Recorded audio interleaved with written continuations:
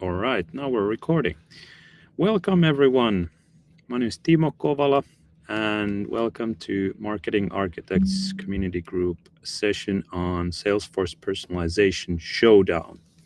So today we have Mats and Alina from Belgium, and it's going to be a great session for you tonight or today, depending on your time zone. And yeah, basically, we like to keep it interactive, so you can put questions on the chat anytime. We'll try to pick those up during the session, but if anything goes unanswered, we can cover those also at the end. And as always, sessions are recorded and they will be posted in YouTube, so you can watch this later on if you want. And then what else? Do join the Marketing Architects community group so you get notified in the future events. I'll post a link in the chat so you can check it out during or after the session today. But that's it from me. So now I'll give the floor to our two presenters, Mats and Alina. Go ahead. Thank you. Thank you. Cool. Yes, hey everyone.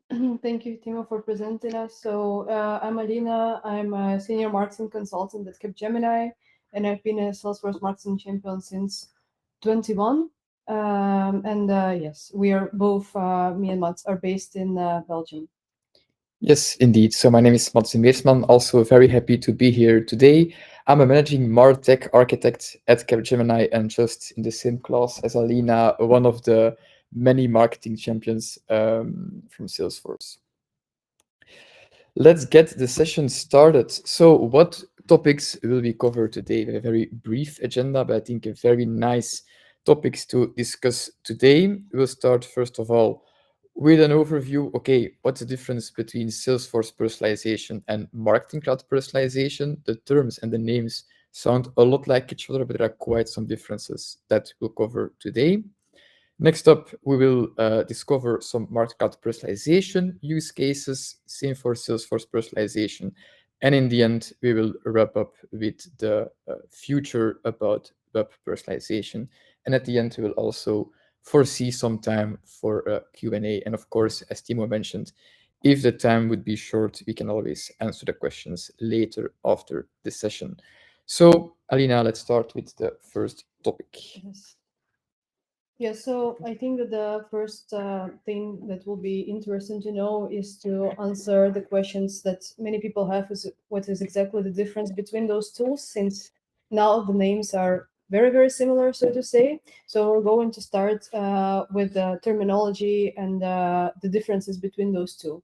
So Marketing Cloud Personalization, the main difference is that it's a acquisition of Salesforce of a tool that was previously existing called Evergage, and it was acquired by Salesforce in 2020. Basically, it's a real-time interaction management platform with a web-centric personalization technology. It allows you to use it with the limited data attributes. It's quite technically complex, although it's very versatile in terms of integration with different platforms. So it's kind of like, you can say, in a way, maybe platform agnostic, so to say. It allows the segment-based targeting, and it has its own standalone strength because, yeah, it existed as a standalone technology before it was acquired by Salesforce. The main um, the main difference from the Salesforce personalization is that Salesforce personalization is this new tool which is built entirely on the Salesforce core platform. So this is their main differentiator, so to say. It's very new, so it's very much AI-driven decisioning. It allows you the cross-cloud personalization. It's also is unlimited in terms of the data attributes. It's been told that it's a very low-code configuration, so meaning that yeah, marketeers or really technical experts should be able to use it. It allows you with the outcome-based personalization. It allows the agent force integration and the channel attribution technology. So this is in short, so to say that those are two different tools. They are more or less about the same, will do the same technology, but a bit in a different ways, and are made for a bit of a different audiences. So here we can move to the next slide. So indeed, who will benefit the most out of the platform? So of course, at the core of it is the marketeers for both of the platforms. However, if we're talking about Marketing Cloud Personalization, it will be mostly also the webmasters and maybe even IT specialists who would work with this platform. Because as I mentioned, there are some technical complexities in terms of how to make it actually work. So this might not be the job necessarily for the marketeers. It can also be that the e-commerce specialists can also use the platforms, the Marketing Cloud Personalization. However, if we're talking about the Salesforce Personalization, the newest tool, how it's being marketed, so to say, nowadays, is that it's a tool that can be really used and leveraged by different teams. So not only the marketeers, but also the customer support can benefit from it. Your service team can benefit from it. Sales team can benefit from it, as well as the e-commerce specialist. So this is really the shift and the difference towards this really 360 view and 360 view of the customer, and really the use of all of those different teams leveraging the platform. Okay, so here I would like to talk about about the differences between those two and some things and what to be mindful about. So there is quite a lot of information that you can find maybe about Marketing Cloud Personalization, not so much about the Salesforce one because it's a rather new platform. But yeah, when reading a lot of articles about those two and looking at the chats, these were kind of the conclusions that I was able to find out of what to be mindful about when you're thinking about those platforms, thinking about implementing, recommending those platforms or purchasing them. So when we're talking about Salesforce personalization, I think one of the main points to be mindful about is that there's not really a big track record of the successful implementation cases. Since it's a really new tool, I wasn't able to really get to the practicalities of it. It's also very important to mention here is that it works only with Data Cloud. So Data Cloud is a prerequisite if you want to use Salesforce personalization. Ideally, it also works even best, and you can really leverage it like fully, so to say, with the Agentforce. And there is not enough data really to understand the real value of the product. So at the moment, it sounds like a very great tool. It's very AI driven, very versatile, easy to implement, easy to use. But at the moment, it's a bit more theoretical knowledge than really the practical one. So that's maybe to be aware of. Then regarding the Marketing Cloud Personalization, at this moment, I haven't found a real track of the real evolutionary plan of the platform in the foreseeable future, meaning that there aren't that many new advances or updates that have been added to this platform.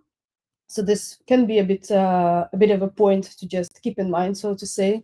It's also haven't been mentioned if it will be sunsetting or it will stay. But the fact that there's no real updates have been added recently, it might be a bit a point to consider, so to say. And another very important point is that technical implementation is required if you want to use Marketing Cloud Personalization. So although it's kind of should make sense that the marketeers should be the one who will benefit the most of it because it's about those personalized experiences on the web platforms, it's still a pretty heavy technological implementation that is in the background of it. So that's a bit about this slide that we thought it was very important and sometimes neglected in the communication that is being spread around about the platforms that I hope you would find useful. Okay. Good. Yeah. Thank you, Alina. Now that we know in great detail what are the main differences between the tools, right? Let's make it practical and let's look at some use cases. So I will today cover some Marketing Cloud personalization use cases. They're all cases that we implemented within Capgemini Belgium, but of course we can't disclose any customer names. So I've rebuilt these a bit. I've used here and there a bit of ChatGPT to make sure sorry, we still have a good visualizations, but today I want to highlight these three main use cases. So first of all, we will look at how market cloud personalization can do data-driven suggestions for products online. We will also look at how it can personalize the homepage of website and also how we can capture data at the exit point. So when a customer is aiming to close the tab of the window of a website. Hmm. Let's start with, if the slide wants to move, voila, with the first one, the data-driven product suggestions. So first, let's set a bit the scene. We're working at an e-commerce webshop, and the company we're working for is currently leveraging a manual process to modify the logic and the content of their product recommendations of their website. The recommendations are also based on outdated data, so historical purchases that happened, for example, very much in the past. This manual way of working also offered no flexibility. It was a very rigid way of working. So there was, for example, no possibility to do any A/B testing on products or messages. And because it's also a manual way of working, there was a very high workload to extend the framework and to add, for example, new areas on the website, new products, new messages.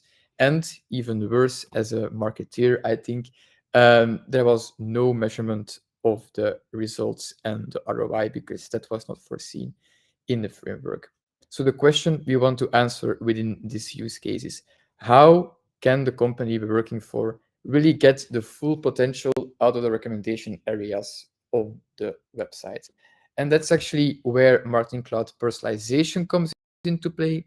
What we did was we migrated these recommendation areas, let's say, to Marketing Cloud Personalization. So we made sure that all the technical prep work behind the scenes, creating the JavaScript code, adding the content zones, all those kind of things were done. The marketeers were thus be more in control of the content. They can also do the evaluation of those results, for example, once a month with all the business stakeholders involved. And of course, thanks to the easy capabilities of personalization, we can also add new products, communications areas, whatever, on the website.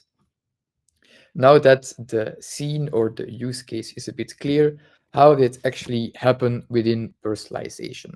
So for this use case specifically, of course, for the customer, many other sources were also covered.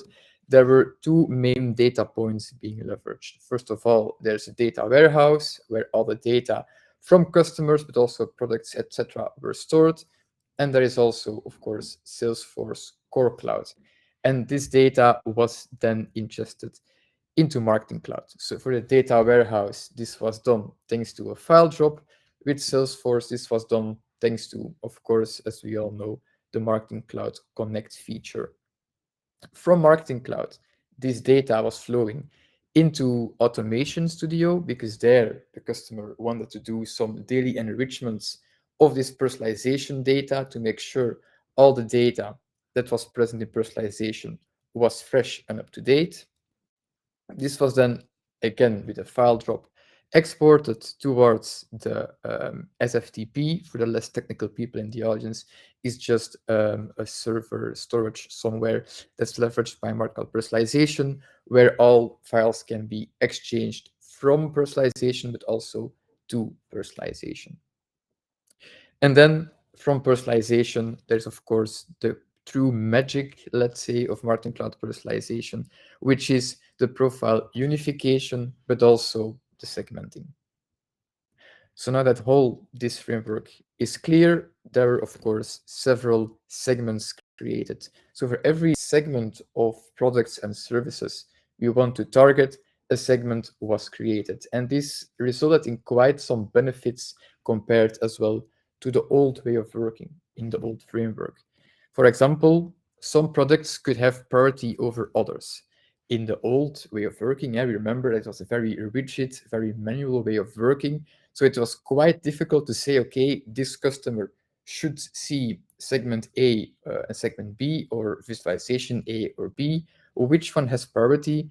That was quite difficult to configure in the old way of working. But with personalization, it's an out-of-the-box feature, so we can easily say product A or experience A has priority over experience B. Second of all, they also want to make sure that there's no fatigue in the campaigns. I think we all know when we're browsing some websites nowadays, we're always bombarded with all the ads and everything, and click here, click there. We want to make sure that once a customer has viewed the experience 3 times, they are excluded from the segments. Again, to avoid the fatigue and to make sure that they don't see the same message all the time, because after 3 times viewing a page, we can consider that they've seen the message.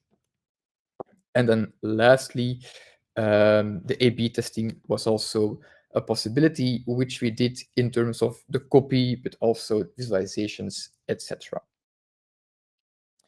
If we compare the before with the after, in the manual way of working, or the legacy way of working, let's call it that way, there was a manual process for content and logic modifications, outdated data, very little flexibility, no A/B testing, very difficult to extend the framework with additional products or messages, and no measurements of the results and the ROI. But then, thanks to market personalization, real-time customer data was being used. There was a lot of A/B testing happening. The segments could easily be created to add products or variants, and most importantly, with the reporting capabilities, there was out-of-the-box campaign reporting, and they also did an extension towards Power BI to make sure that people having no access to Marketing Cloud or personalization also managed to see the campaign results in a tool like Power BI, where dashboards were created with data from personalization. This summarizes the first use case. Let's hop on to the next one, where we want to do some homepage personalization. And here you also see some true magic of Gen AI, because this space was just created thanks to ChatGPT, just to showcase this web page. So what we see on this web page, as every website, on top, we have the menu bar, a very big box that's taking up a lot of space, and then below, some smaller boxes with sub-context. So in the customer context, we were looking at the heat map of their homepage. And if we look at the heat map, we see quite some interesting things, actually. What did we notice? This big box in the middle of the page actually had the lowest amount of clicks, but then this very small My Accounts button in the menu bar on top of the page actually had the most amount of clicks, meaning that the biggest part of the homepage, the page that customers are seeing when they arrive on a website, is actually having very little impact, let's say. So there was quite some work to be done. So then we were thinking, okay, how can we improve this experience? And for this, we actually used quite some data points. I listed some of them on the slide here. First of all, the basic data. I guess we all have this first-party data from our customers. We have personal and demographic data. Think about the age, the region, and also persona-based data we have from our customers. We also have on-site behavior data, because we're also tracking which pages the customer was visiting, which blog articles they have read, and so on. Engagement data. Have they clicked on specific CTAs on the website? Have they, for example, downloaded any ebooks? Have they did any simulations on the travel website? All this information is also being tracked and injected into personalization. Transactional data. Is a travel company, did they have any past travel bookings? If yes, we can also try to see, okay, it's people who like to go to big cities or to beaches, for example. We can all build quite some personas out of that. And lastly, other data can also be used. Now that summer is over, I guess many people are already dreaming again about summer next year. So we can also use some weather API data based again on the location of the customer to tailor that campaign on the website. For the homepage personalization, we actually focused ourselves on four main destinations. Just to give you an idea, I won't cover everything here, but just imagine we're targeting four main destinations, being Dubai, the Canary Islands, New York City, and Vienna. Quite some diverse destinations, if you're asking me. For each of these segments of the campaign, certain customer segments were included, certain were excluded. If you think about, for example, people that like to travel to Dubai, we want to target people in the luxury segment. They also like some long haul traveler. There are some long haul travelers. They went to Maldives, Singapore, those kind of things. But of course, Dubai is very expensive. We want to exclude people that really try to limit a bit the budget for their travels.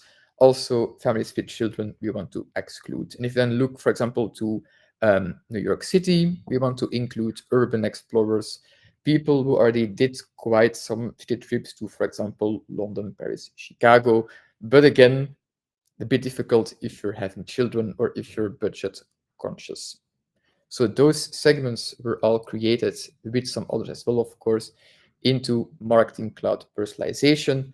And then personalization basically did all the magic.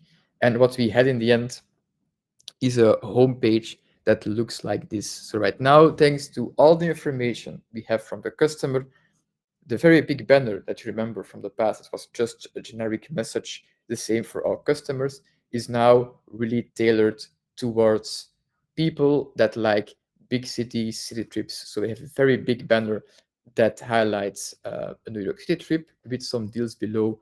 And of course, some other cities are also mentioned, for example, Paris or Amsterdam. And thanks to this implementation, again, to recap, this generic message that doesn't appeal to all customers is being replaced by something that they actually really like and might be interested in. And we also saw in the reporting afterwards that we had a better click rate and ROI thanks to the heat up. Hey, Mats and Alina, before we go on, there's a couple of questions in the Yes, of chat. course. So there was one question earlier. I don't know if you covered it already, but maybe I missed it. So Raz asked about outcome-based personalization. I guess David already answered in the chat, but let's take it also here so everybody can hear. So what is outcome-based personalization? Yes, indeed. So what has been mentioned in the in the chat already. So possibility to increase the conversions and yeah, the clicks and so on. So I thought that it was covered here. So Maybe basically, you tie the personalization to certain metrics. yeah, Yeah, yeah. good. And then there was question from Matthew. So could Marketing Cloud Personalization use weather data, etc., to personalize email content at open time, or just web? Yeah, indeed. That's all possible. It's actually possible thanks to the open time campaigns of Marketing Cloud Personalization. If you don't know that feature, it actually refreshes the content of a specific email block at the time that you open the email. So it actually allows to really update your email every single time the customer opens that email. It's actually very interesting. For example, today in Belgium, the weather is quite good. It's quite sunny, so you can actually showcase a banner that really appeals towards sunny weather.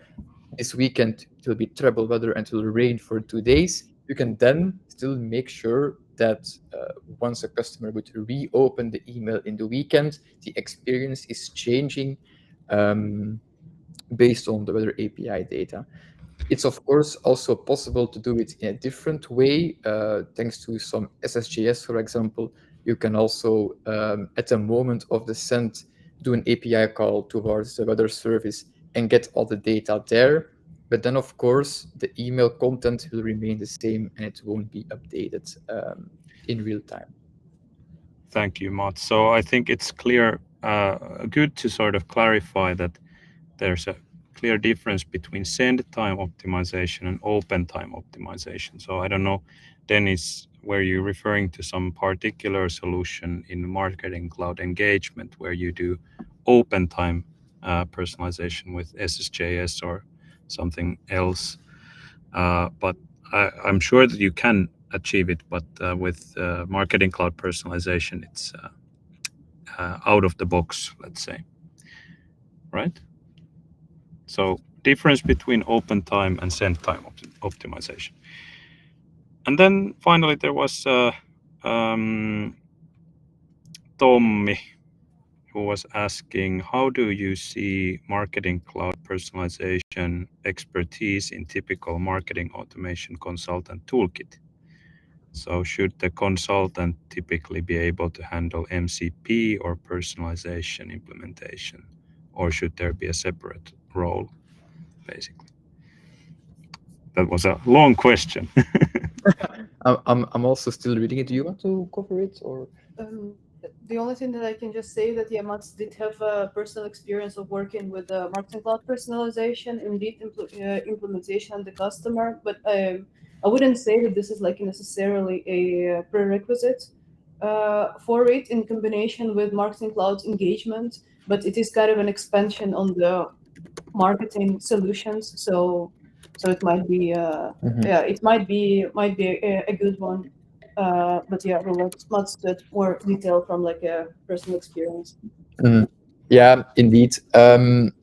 Because the way that in my experience things were working, as Alina covered earlier in the main differences between the two tools, market cloud personalization is not, and I need to see a bit how I phrase it. It's marketeer friendly, but it's very technical in the sense that there is a part of setting up all the content zones and the data flows in the JavaScript sitemap. That's actually quite some technical work, right? If you would ask a real business marketeer, let's say, to cover that, they might not have the right skill set for that. But once all the technical parts are actually set up, it really becomes a marketeer-friendly tool. You really have the UI where you can, for example, fill in the title, subtitle, some text about it, CTA, text and image. So I think indeed, yeah, that's a bit my experience in the sense that there's a technical part that's always done by somebody who is going into the development side of things, right? But once that has been done, it becomes a more marketeer-friendly tool, let's say, to continue to work on the campaigns themselves.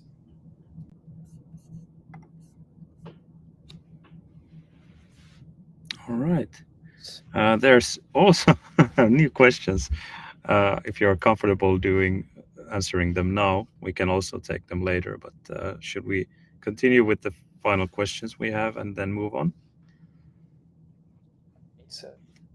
I think Beach in the chat was asking that CMS support seems to be lacking with Marketing Cloud Next and the sort of Marketing Cloud on core solutions. So what do you think? Is this kind of trend expected to continue? From what I know, I don't know about like all the next, so to say, offering, but talking about the Salesforce personalization, it seemed to me in the beginning that it would only be possible to use it within the Experience Cloud, but then I was told that it's actually it's also like platform CMS platform agnostic, so it should normally work with all other platforms. I wouldn't be able to answer like what is the quality of the work that would be, but I know that this is possible. That's what I can say. All right, then I guess we can move on. Yeah. All right, good. Great questions, everyone. Yeah, indeed. Thank I really you. like the conversation, the questions. Um, I will cover my last use case for marketing cloud personalization, bit of a shorter one, and then Alina will also go over some use case for Salesforce personalization. So here we will discuss how we can capture data from the customer at the exit point. Again, when they are intending to close the page or leave the website. So let's imagine that we're working at a company who wants to promote a temporary promotion. And for this promotion, we're adding a banner in a promotional email that we're sending every single month. And I think we all know it. Customers arrive on the page, but then you see that the bounce rate on the landing page is quite high. And that's not good, of course, as marketers. You want to make sure that people are actually using the promotions. So question here is, how can we make sure that we still get the information from the customers that are clearly interested in this promotion to still nurture them somehow to make sure that they can still convert, let's say. So in this use case, imagine yourself, you're no longer the customer, but we're not thinking really in the head of the person clicking on the email. I was clearly in a travel mood because I again used a traveling use case. You see here on the page, there is a limited 30% off that is expiring in 3 days, for example. Customer arrives on the page. He's looking through these deals. He's actually very interested. But then, for example, he's busy on something else. I think it's something that I, for example, have a lot. I'm on the train, I'm browsing my emails, I click a link, I read through it, but then I need to step off the train, for example, and I actually forget about the promotion at all because there are so many promotional emails in my inbox. So I'm on my laptop on the train, I move my cursor towards the close button of the screen, and then this exit banner of personalization appears. And I say, okay, I'm too busy right now. Fill in your email address, and it will send you the details of this deal. So, okay, customer is interested. He fills out his email address, and Marketing Cloud Personalization will take care of the rest. What's happening behind the scenes? Here we have Marketing Cloud Engagement to also mention that tool for once in this presentation. With an entry event, this customer is injected into a journey where Einstein STO is being leveraged. Einstein STO is a very good feature where, based on past engagement data, Marketing Cloud will try to predict the time on which the customer is most likely to read the email. So, for example, I'm a commuter, I'm on the train every single day at 5 p.m. Marketing Cloud will send me the email, for example, at 5 p.m. But then Alina, for example, usually checks her emails in front of the TV at 8 p.m. Then Marketing Cloud will send out the email at 8 p.m. to Alina. So the feature will really try to make sure that the customer is really receiving the message at the right time. Of the STO has predicted, of course, which time is most suitable. The travel deals email will be sent to the customer, where again, he can read through all the details of the deal, and then he exits the journey. Of course, the journey here is very limited. You can have some more engagement splits or whatsoever to really make it a full journey.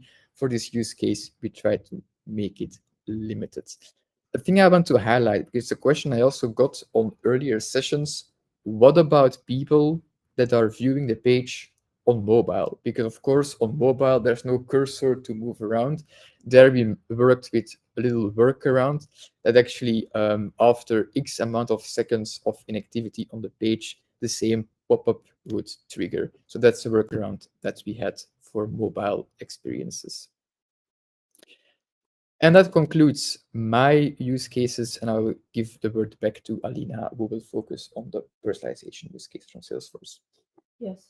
So I think here it's a good thing to mention here that Mats's examples were very realistic and grounded into the previous experiences that he had with the platform. Since I've already mentioned, the Salesforce Personalization is this really new tool on the market. They don't have necessarily a real use case to present today, but rather a potential one. And want to focus here and to show you, this kind of a slide that exists in the Salesforce database to show a little bit how the data between those different platforms. What is possible to do with it? So we're talking about the real-time browsing behavior, possibility to show a banner with the CTA or a pop-up at the right time on the website, real-time personalizations, recommendations, of course, and then personalized recommendations within the agent force. So, of course, this use case assumes that the data cloud is enabled and working, because this is kind of a prerequisite for your Salesforce personalization to work. So, you can go to the next slide. So, in this use case, I don't know, it's not, it's a bit cut, but I'm not sure why. But yeah, it's okay. Yeah. I can go voice it over. So it's also about the traveling, actually, to continue the flow that Musk has started. Now it's about the enhancing the digital booking experience, and this is kind of like more of the theoretical examples of what is possible to do with the Salesforce personalization, and to emphasize on the fact that this is the tool that is not only interesting for marketeers, but also for all these other departments. So if we're talking about marketing, then it should be possible to use the AI-driven outcome-based decisioning to recommend, for instance, vacation packages based on customer preferences, travel history, and loyalty status. Personalize the email and mobile campaigns with dynamic content tailored to each traveler's interests. Leverage the cross-cloud data to unify customer profiles, ensuring this consistent messaging across the channels. Then if we're talking about the commerce, then all of those personalized offerings that has been already shown to the potential customers is being received by the commerce team that can leverage this unique personalized data to promote those additional products. If we're talking about the digital booking experience, for instance, a car hire, or I don't know, another hotel stay, and so on. So use this data to upsell the customer and give this very particular personalized offering. Then I think it's the most interesting collaboration could be with your service or support team, because you can integrate Salesforce personalization with Agentforce to enable agents to see those personalized recommendations and insights during the live interactions, and provide them with the context-aware suggestions. So again, upgrade offers, travel insurance, or just in general assist the users based based on what they're seeing. And of course, it's beneficial for the sales to see the flow of this marketing interactions and transactions to offer different personalized product. So I think that the overall idea of the slide and of this use case to show that although it's a marketing tool, and it's all about the real-time personalization, it really can it can really be beneficial for all these other different departments as well. I see that, I don't know. Okay. Yes, the next slide. So I think at this moment we would like to kind of conclude this conversation about between those two platforms. So Mats did a great presentation, very in-depth, about Marketing Cloud Personalization. We did talk about the differences between the Marketing Cloud Personalization, that is a kind of tool that has been there for quite some years, and now the new Salesforce Personalization. But the question is, what's the future-ready path for personalization?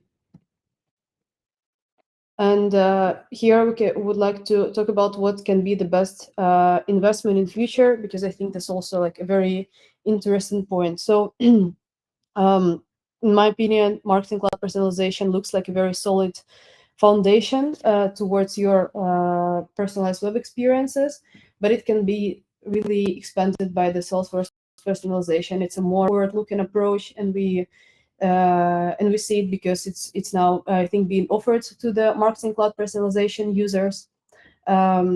It allows, I think, more flexibility and versatile in terms of the really no code or like not really technical marketeers to leverage it. And of course, the fact that it is a built on core also allows an easier integration with all the other Salesforce offerings. And then that's not it. There's even more of the solutions that are being offered is another tool, which is a Marketing Cloud Personalization Plus.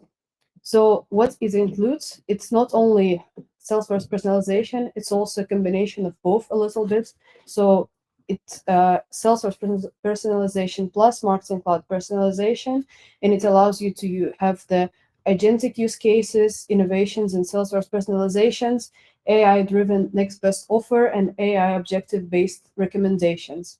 So we are adding all of those things together just to maybe help to clarify a bit what is the difference between all of those and to not get lost into many offerings that is now being able or being put on the market. And I think that is it. I think that now we have a little bit of time to answer the questions that were added to the chat, right, Timo? Yes, so we have a few minutes. I think there's been a couple of questions about what the real difference is, and I think one related topic is also like how you can use actually these two side by side, because you do have that like MCP plus option as well. I mean, correct me if I'm wrong, Mats and Alina, but these essentially use the same SDK at least, right? So, or is it different? So, how much you can actually just use between the two different solutions, or do you need to do lots of additional setup when you Mm. do decide to take also the Salesforce personalization along MCP? Yeah, I think I answered the question. I'll try to answer it to the best of my abilities because, as we said, the experience we had with personalization is a bit limited. So I think the question is in which way differs the SDK from markup personalization with Salesforce personalization. Are they the same exactly? From my experience, I don't think they're exactly the same, but I think, if I recall correctly, they're using the same ways of working. So can you right away take your sitemap or your SDK from Marketing Cloud Personalization and deploy it for Salesforce personalization? I think the very short answer will be no, but I propose to also take this question offline so we can also give you a bit more detail on this because, yeah, I think that we don't have time to cover all questions still in detail. Yeah, But that's long good. story short, the SDKs are quite different from each other. Okay. Do you have? I think there was one request. Maybe we can sort of take in the end. So if you have sort of best practices around deploying MCP, or well, probably just MCP, because as you said, there's not that much best practice around Salesforce personalization. But if you have some general best practices you want to share with the audience, that would be a I can great talk time. for an hour now, I think, but I'll try to to limit it a bit as well as I could. If I think about the sitemap itself, it's, I think, very important to really have a clear idea of what do I want to do with my sitemap. I think it's important to really define which page types I want to target. Think about a home page, a product page, your cart page head if you're working in an e-commerce space. Also thinking of which content zones, those kind of things, making sure that everything that's there is really available right from the start. Because in my experiences, we start with such a roadmap idea, sitemap idea, let's say, but then as requests occur and requirements change, usually pages get added, and this sitemap can become quite complex. So I think having this agreed upon by all involved stakeholders right from the start, I think it's very important. Also, I saw a question about how many traffic do you need? I think indeed, as for low traffic sites, or low to medium traffic sites, I think 2 to 3 months is indeed more than enough to have at least some data available to work with. If you, of course, have a website that leverages higher volumes of data, this can be done within a week, let's say. And lastly, a recommendation I also have is data hygiene, making sure that the profile unification is working as best as possible. I think it's also very clear because many companies have many data sources. They don't know what is the one source of truth, let's say, and that's often an issue. And I think that's also a big difference with Salesforce personalization. We use this data cloud and all the unification capabilities from there. So I think having a clear roadmap where you want to go, and second of all, the data having up to par. I think those are the main things I think that are important when starting to implement market personalization. And of course, the marketing use cases themselves as well, they also need to be there. I think that I would like Great. to add on the last questions that have been added to kind of like summarize the session for today, if you don't mind, Timo.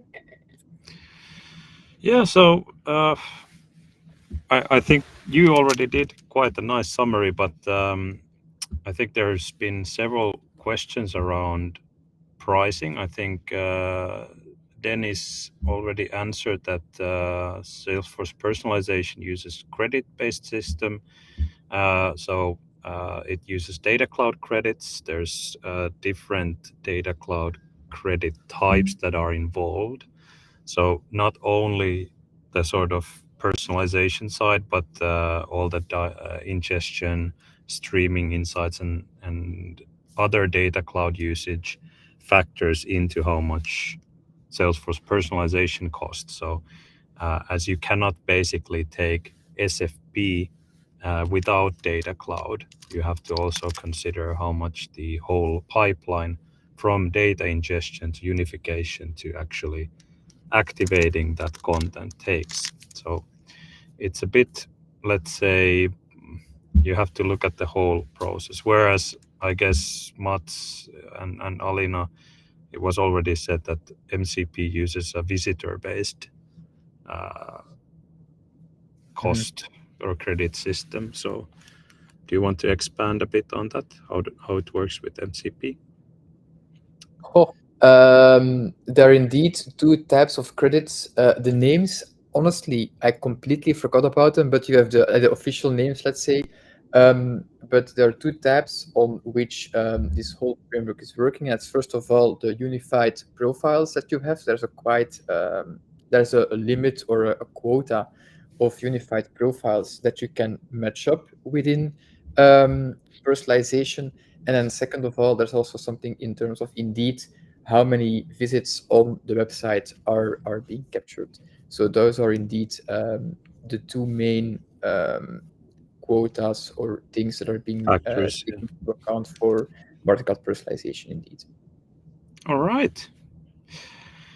I don't see any more questions popping up, so I think we can wrap up for today and get people off to their next meetings of the day. Thank you so much for Mats and Alina and for the brilliant questions in the chat. And hope to see you in the future. We have a great session coming up for marketers on how to master flow with Tim Combridge from Salesforce Ben coming up. So feel free to join that one in October. Thank you very much. Thank you so All right. much. Thank you.